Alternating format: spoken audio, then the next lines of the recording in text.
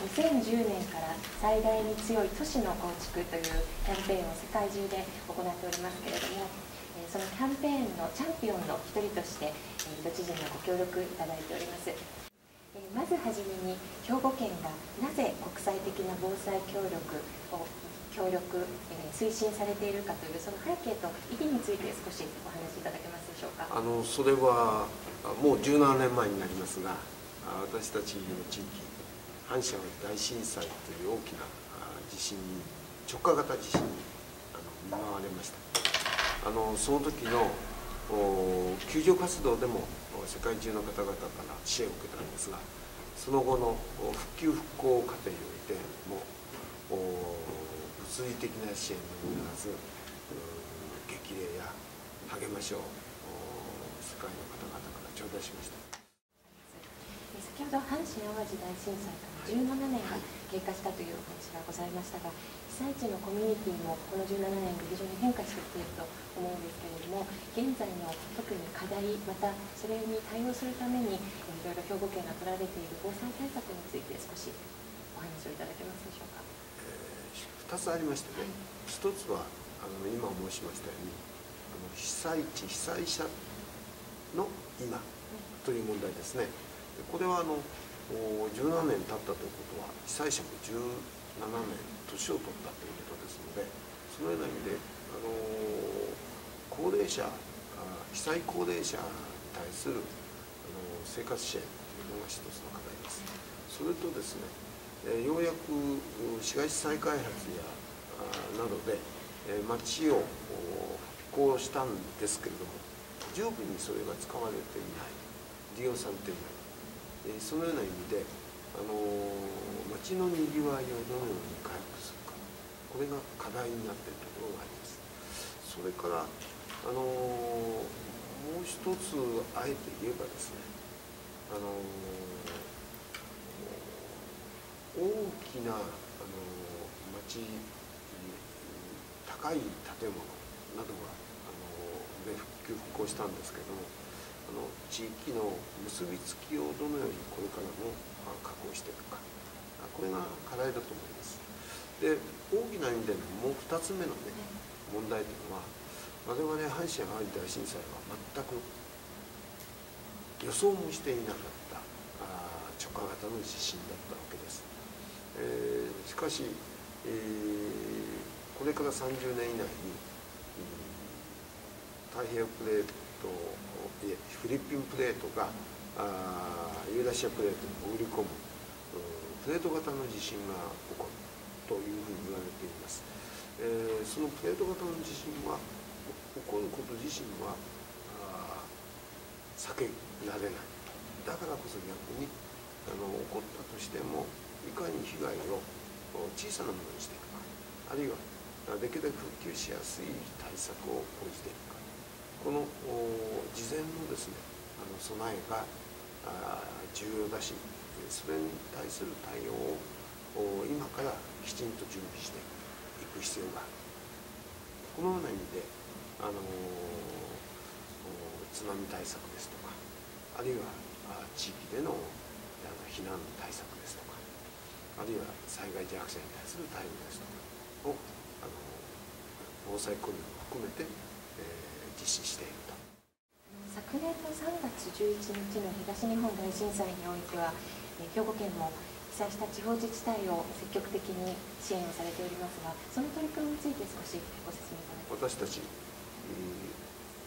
兵庫を含めて関西で作っております関西広域連合の知事がこの場所に集まりまして、それぞれ分担をして被災地を救援しようということにして早速に動きました。救援物資を送るとか、避難所支援をするとか、そのような対応を取らせていただきました。ようやく1年経ちまして、国の復興庁もできて、復旧復興へのスタートが切れた段階ではないかと思っています。で、私たちは兵庫はまさしく復旧復興の、いわば経験を持っているわけですし、その過程で得た教訓もあるわけですので、これらを生かしながら支援の先頭に立ってきたつもりです。延べでですね、兵庫県関係者だけで7万人を超える人たちがこの1年間活動を展開してくれました。今も兵庫県関係者だけで100人近い人たちが現地で活動しています。でこれからの支援の中心は一つはですね、まちづくりとか、あるいは土地利用計画づくりですね。つまり即時的に町を再建していかなきゃいけませんので、それの計画図がいるということだと思います。それから2番目はですね、仮設住宅に住んでおられる方々、いろんなところから来られる方々が多いものですから、それから年齢も随分違います。地域コミュニティをどう再生するかということが課題です。で、私たちもそういう意味では悩んできたわけですので、その時のリーダーの方々を中心にボランティア活動で参加をしていただいております。3番目はね、心のケアですね。子どもたちだけではなくて、お年寄りも含めて大きなショックを受けられたわけですので、これをどのような形で緩和していくか、これは少し継続的な対応が必要だと思います。で、心のケアの問題は阪神・淡路大震災の後、大変大きな課題だと認識されて、私どもも県立の心のケアセンター、PTSD とトラウマを専門とする研究機関を作りました。その成果をですね、できるだけ被災地に生かしていくようにしていきたいな、このように思っているところなんです。ありがとうございます。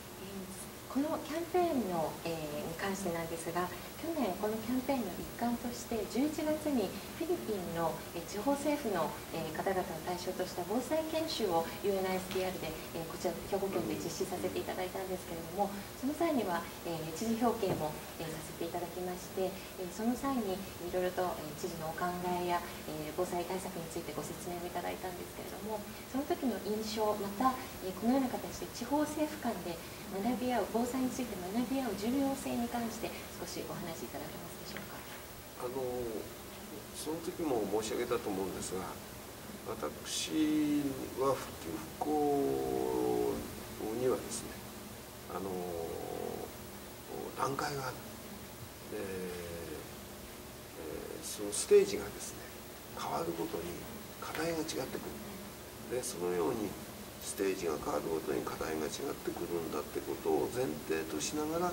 復旧復興対策を進めていく必要があるということを常に申し上げています。例えば